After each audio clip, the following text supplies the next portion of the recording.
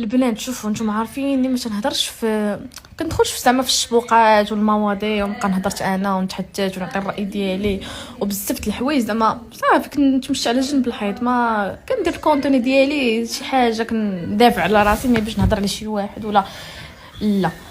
البنات الصراحه الياس المالكي بقى فيا بزاف اختي باش ما نكذبش عليكم. شوفوا ندوي على راحتي بقى فيا بزاف حقرو فهمتي كتحسي داك الدري تحقر يعني فهمتي. شوفوا عادي كلنا كنغلطوا ولكن بنادم كيبقى يحك على الدبره وكيبقى يشدك من شي حوايج اللي تافهين لواحد الدرجه راه ما يمكنش.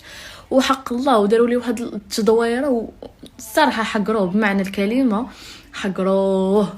وانا ما غنجبد شي واحد من دوك الناس اللي حقروه واللي داروا لي هاد القالب وشي كامل حاجه اصلا كل شي باين. انا غنهضر عليه هو الله يطلق سراحه والله يشوف من حال عائلته. والله باينه دابا عائلته متدمرين ديال بصح.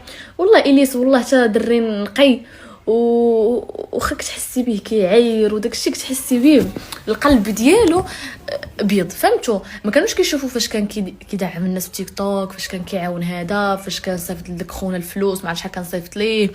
المهم بزاف الحوايج دارهم هادشي اللي شفت انا ما داكشي اللي في الخفاء ما عرفت ما بزاف الحوايج كان كيديرهم زوينين اقسم بالله.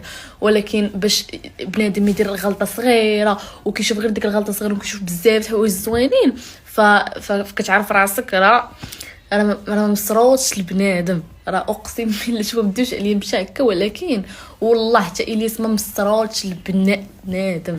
صافي اخر حاجه غنقول يا ربي يطلق سراحه.